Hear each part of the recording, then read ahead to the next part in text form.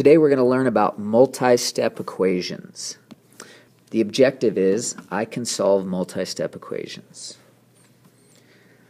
Now we're going to follow 3 steps every time we go through these type of equations. Step 1 is to distribute. Anytime you see parentheses, we want to get rid of parentheses. Step 2, combine like terms. And step 3, two-step equations, which you should be good at this point. Example number 1. 13 equals 4x minus 7 plus x. And I'm going to put a little 1 here because we know that plus x really means plus 1x. I'm going to draw an imaginary line through my equation that always goes to the equal, so I know the left side from the right side.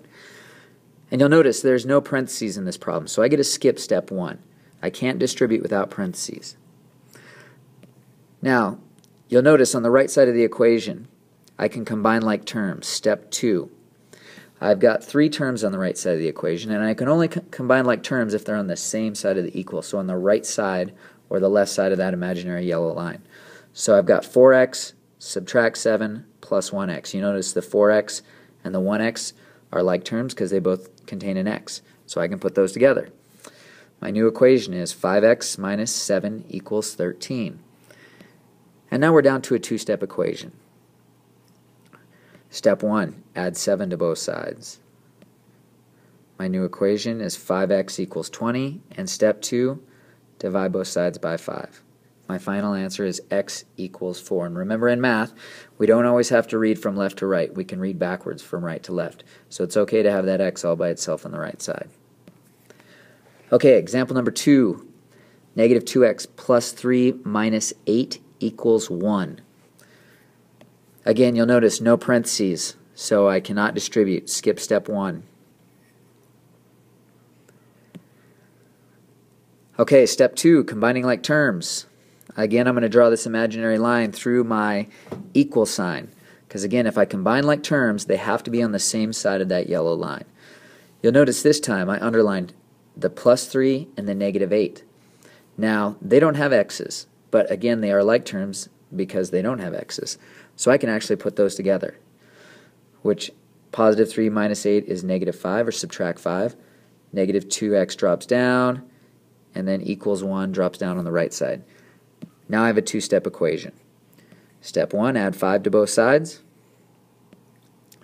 I now have negative 2x equals 6, and step 2, divide each side by negative 2. My final answer is x equals negative 3. Example 3, 156 equals negative 6 plus 3 times the quantity 6 minus 6n. Okay, some parentheses this time. So I'm going to draw my imaginary line through the equal sign. This time I am going to distribute. So I draw an arrow from that 3 to the 6 and the negative 6n. My new equation is 156 equals negative 6 plus 18 minus 18n. Be very careful when you distribute that you multiply and that you're very careful with your signs. Step 2, combine like terms. On the right side of that imaginary line, you'll notice negative 6 and plus 18 both do not have variables.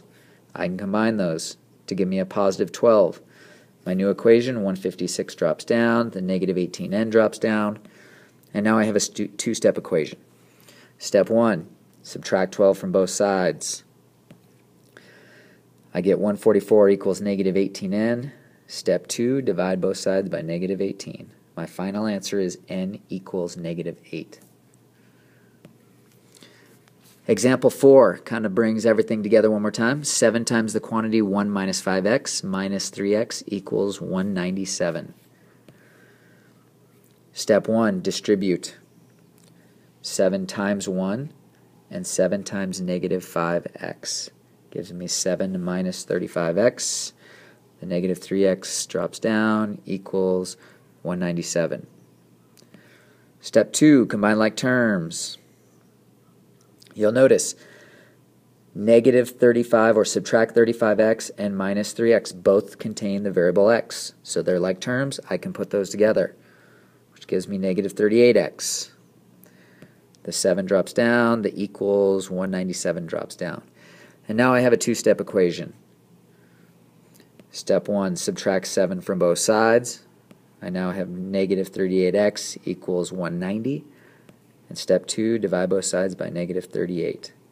I get x equals negative 5.